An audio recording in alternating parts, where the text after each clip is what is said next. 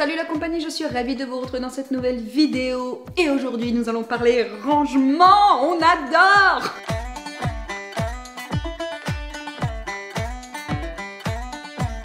J'avais envie de vous faire cette vidéo puisque ces derniers mois, j'ai beaucoup été interviewée sur la méthode de rangement qu'on a à la maison. Alors je sais pas, peut-être le fait d'être sur une maison au style un peu minimaliste. Vous l'avez vu, je vous l'ai partagé sur Insta, mais j'ai fait quelques publications, notamment dans quelques magazines. J'étais trop contente, c'était vraiment trop cool. Et du coup, je me suis dit qu'on allait en parler ensemble, qu'on allait parler petit rangement, rangement pratique, et que ça pouvait peut-être vous intéresser. Alors, je fais un petit disclaimer, puisque vous allez vous dire, elle nous apprend rien. Alors oui, je suis tout à fait d'accord, je n'ai rien inventé du tout, mais en fin de compte, je partage avec vous vraiment les trucs que je trouve cool, que je trouve ultra pratique et que j'ai mis en place pour certains en rentrant dans cette maison là. Donc ce sont des choses que j'ai fait un petit peu sur le tard et pourtant je trouve ça super pratique d'un point de vue rangement. Donc c'est parti, on commence tout de suite, hein. On va éviter de faire une introduction qui dure un quart d'heure, n'est-ce pas? Allez, on y va. Alors pour commencer, je vous emmène dans mon cellier qui n'est absolument pas fini, il manque des meubles, hein, vous avez vu, mais il y a quand même deux rangements qui sont plutôt pratiques qu'on a mis en place d'ailleurs en arrivant ici et que je voulais partager avec vous.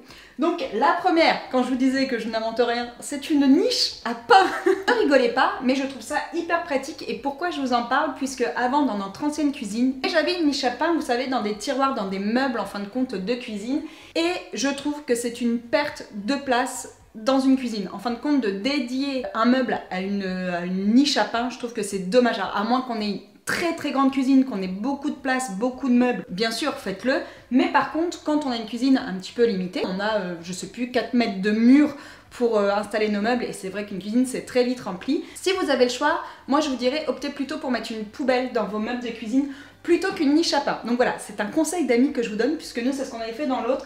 Et après réflexion, maintenant on trouve vraiment des niches à pain de ce style-là un petit peu partout qui sont vraiment jolies, qu'on peut mettre dans les arrière-cuisines, qu'on peut poser sur un meuble de cuisine parce que voilà, ça reste assez tendance. Et du coup, on ne perd pas de place dans un meuble de cuisine. Donc on est vraiment sur quelque chose en plus qui revient. Moi je me souviens que ma grand-mère en avait une il y a hyper longtemps. On a complètement abandonné l'idée des niches à pain, des boîtes à pain depuis quelques années et c'est vrai que ça revient, c'est un petit peu la tendance. Et du coup je le partage avec vous parce que ça évite de laisser traîner son pain partout comme c'est le cas sur notre table juste derrière vous que vous ne voyez pas parce qu'on a l'impression que la maison est rangée mais pas du tout, hein. Ça permet quand même de ranger son pain, d'avoir un coin dédié à ça sans pour autant prendre de la place dans nos meubles de cuisine. Ensuite, côté buanderie, une autre chose qu'on a mis en place et que je n'avais pas fait avant pour la bonne et simple raison, c'est qu'on n'avait pas de buanderie. Néanmoins, on aurait pu installer ce type de meuble dans le garage et se faire ce genre de petite installation qui est bien pratique, donc je vous montre. Donc nous on a installé tout un linéaire de meubles, donc c'est des meubles avec des placards qui s'ouvrent comme ça, et c'est vrai que je trouve que ce soit dans les buanderies ou dans les cuisines, les placards avec des tiroirs c'est beaucoup plus pratique en termes de rangement et en termes de praticité on va dire. Sauf qu'on est clairement sur un budget beaucoup plus élevé que des portes simples comme ça. Donc nous ce qu'on a fait ici, c'est que j'ai acheté des petites caissettes en plastique comme ça qui nous a permis de ranger en fin de compte tous nos accessoires. Donc on a juste besoin de tirer pour avoir ce dont on a besoin et ça c'est bien pratique. Je vous avouerai que j'ai attendu avant de les installer et qu'au début c'était bien galère puisque les placards sont assez profonds. Mais c'est vrai que si on n'a pas ce genre de petit système comme ça, c'est vite le bazar. Ça permet vraiment de ranger et de compartimenter, on va dire, nos affaires. Donc dans un, vous trouvez les échalotes. Donc ça permet vraiment d'organiser et de ranger plus facilement un cellier. Donc si vous avez envie de vous créer également ce type de rangement, moi je vous dirais, partez sur des caissettes, ou des caissettes, pourquoi je dis des caissettes? Des caisses en plastique, puisque ça nous permet vraiment de les laver plus rapidement. Je trouve qu'au niveau de l'entretien, c'est quand même plus facile que, je sais pas, des caisses en carton, des caisses en... Maintenant on en fait même en tissu, dans du bambou et tout. Là le plastique, limite, je peux passer les caisses lave-vaisselle, ça bouge pas. Et c'est quand même plus pratique d'un point de vue hygiène on va dire. Ensuite, côté cuisine, j'ai mis en place dernièrement, pareil c'est assez récent, les bouteilles en verre comme ça avec les distributeurs de savon. Donc on en a un pour le produit vaisselle, on en a deux pour les mains donc dans chaque salle de bain et je pense que je vais en rajouter un également ici. Donc ça c'est pratique d'un point de vue encore une fois esthétique, mais au-delà de ça, moi j'achète des recharges donc un petit peu plus grandes avec du plastique mou, dans du plastique recyclé, maintenant ça se fait beaucoup et ça nous permet de faire des économies même d'un point de vue des déchets, donc ça c'est plutôt pas mal. Et oui bien sûr, comme je vous le disais, esthétiquement c'est quand même bien plus joli. Donc ça pareil, c'est une idée à mettre en place. Maintenant des recharges, on en trouve absolument partout. Donc, par contre d'un point de vue recharge, je préfère vous prévenir, vous avez de tous les prix. Et je sais que moi j'ai une pote sur Instagram qui m'a fait la réflexion quand je vous en ai parlé, qui m'a dit oui mais d'un point de vue économique, en fin de compte c'est pas vraiment rentable parce que les recharges ne sont pas forcément moins chères. Alors il faut regarder, je pense qu'il y a aussi toutes les gammes de prix, on peut trouver du moins cher que dans des grosses bouteilles en plastique, mais au-delà de ça, moi c'est ce que je lui ai dit, c'est vrai que d'un point de vue écologique c'est quand même beaucoup mieux, et d'un point de vue esthétique, encore une fois on est quand même sur quelque chose de plus joli, hein, ce genre de bouteille là. Après on le garde, enfin on la garde toute sa vie, hein, si on la pète pas, voilà, ça marche tout au long de notre vie. Donc moi j'ai trouvé celui-ci sur Etsy, mais pareil, on en trouve absolument partout maintenant, et vous pouvez même les customiser avec le nom du contenant, donc ça c'est plutôt cool. Ensuite, du coup côté salon, pareil, ça c'est quelque chose qu'on a mis en place en arrivant ici. Bizarrement on n'en avait pas dans notre ancienne maison, et pourtant je trouve ça mais tellement pratique, vraiment. C'est les espèces de petites corbeilles comme ça, télécommande. Donc on en voit de plus en plus, je trouve que ça devient voilà vraiment un accessoire qui devient de plus en plus à la mode, et franchement d'un point de vue esthétique c'est quand même vachement bien, parce que je ne sais pas vous, mais moi il y a toujours voilà des ciseaux, des stylos, des pinces à épiler, il y a tout qui traîne à chaque fois sur cette table. Et sur notre ancienne table avant c'était pareil, donc voilà, j'étais tout le temps en train de la débarrasser, c'est assez pénible. Bon là pour les maniaques en herbe, et ben c'est vachement pratique parce que vous calez tout votre petit bazar dedans, vous le fermez, vous le posez sur la table, et voilà, c'est très joli, ni vu ni connu, hein.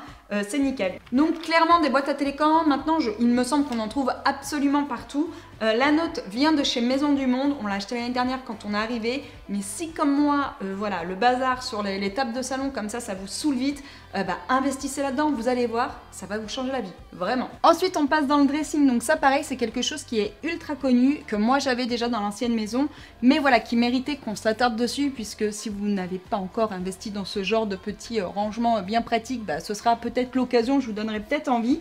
Mais ce sont tous les paniers comme ça à sous-vêtements, ça permet quand même de ranger plus facilement les culottes, les slips, les soutifs et tout le reste, hein, peu importe, mais ça permet vraiment d'organiser vos sous-vêtements. Alors je sais que pour les chaussettes par exemple, vous pouvez tout mettre dans une corbeille si vous avez le même style de chaussettes, que vous portez toujours le même style de chaussettes. C'est le cas par exemple dans la chambre de Maëlle qui met tout le temps des chaussettes de sport, donc elle les met dans une corbeille et elle tire comme ça un peu au pif le matin. Mais c'est vrai que pour tous les sous-vêtements, tout ce qui est culottes, soutien-gorge, je sais pas, peu importe, même caleçon, c'est quand même mieux quand c'est un petit peu rangé, quand c'est plié, quand on sait ce qu'on a besoin. Et ça permet vraiment d'avoir une visibilité sur ces sous-vêtements qui est un petit peu plus simple. Ça encore une fois, moi ça vient de chez Ikea, donc ça pour le coup c'est vraiment très vieux. Je me demande ça pas... je sais pas, je dirais 10 ou 15 ans peut-être, donc comme quoi voilà, une fois qu'on a investi dedans, c'est quand même vite rentabilisé, surtout que ça s'adapte, hein. Les placards de dressing font généralement à peu près la même taille, moi ils sont souples, donc ça s'adapte assez facilement, mais encore une fois on en trouve partout. Vous pouvez en trouver chez Ikea, vous pouvez en trouver, je sais pas, chez Centracor, dans les magasins de rangement, bref, on en trouve absolument partout, et ça reste un rangement ultra pratique. Ensuite, côté salle de bain, je voulais vous parler de poubelles. Pourquoi ? Parce que si vous avez vu la vidéo justement sur l'avant-après de notre salle de bain, clairement la corbeille a fait fureur. Tout le monde m'a demandé d'où venait la poubelle, donc je trouvais ça trop marrant. Et je voulais vous en parler pour une raison, c'est qu'à la base, cette corbeille, je sais plus si je le dis dans la vidéo ou pas, mais je l'avais achetée pour la mettre dans notre chambre. Donc c'était vraiment pas une corbeille à la base qui allait nous servir de poubelle, et en fin de compte, je trouve ça vraiment trop joli. Je cherchais une poubelle pour mettre dans notre salle de bain que je n'ai absolument jamais trouvé, parce que je voulais quelque chose de pas trop moche on va dire, et franchement toutes les poubelles de salle de bain se ressemblent, on reste à chaque fois dans le même style, et c'est pas...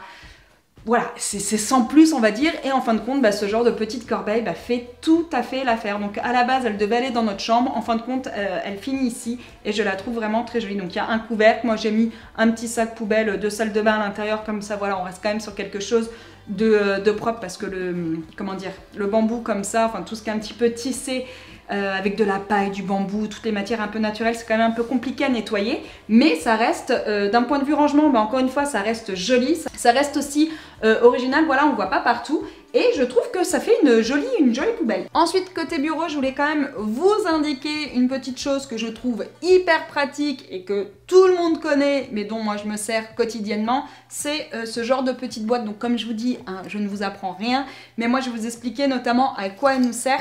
Donc ça c'est ultra pratique, je trouve, pour ranger tout ce qui est clé USB. Et croyez-moi qu'avec les filles, voilà, les clés ça circule un peu partout dans la maison, notamment tout ce qui est carte d'appareil photo.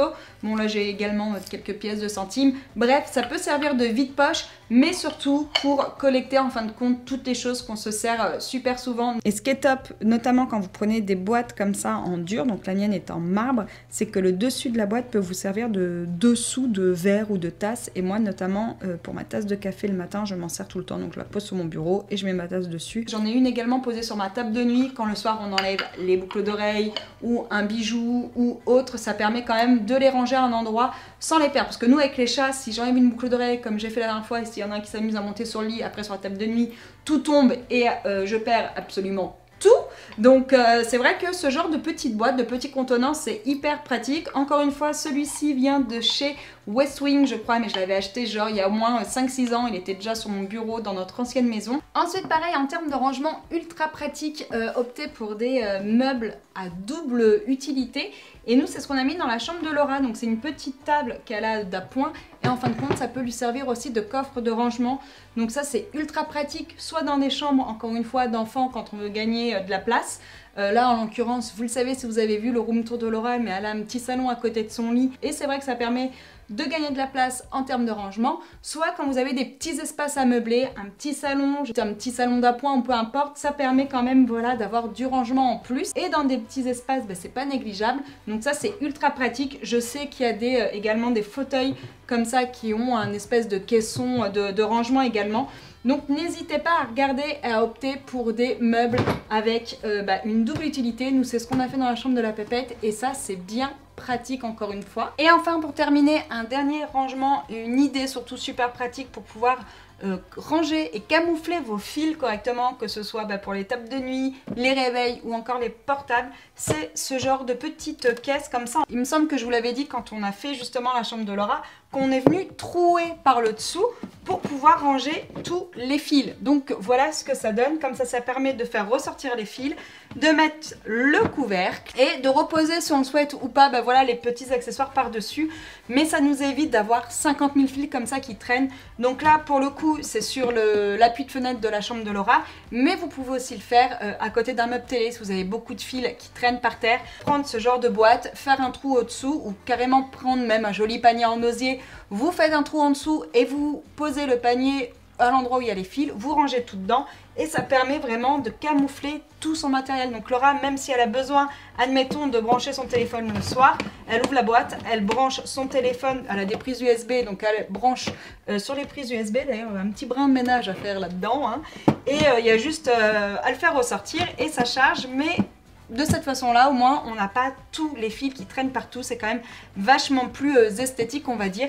Et ça marche dans toutes les pièces. S'il y a un endroit où vous avez quand même pas mal de fils dans votre chambre, dans les chambres des enfants ou dans le séjour, dans la salle à manger, et c'est une petite astuce à mettre en place. Donc voilà, cette vidéo est terminée. J'espère qu'elle vous aura plu, qu'elle vous aura donné des idées. Moi, en attendant, je vous retrouve dimanche et je vous souhaite à tous une très belle journée. Ciao!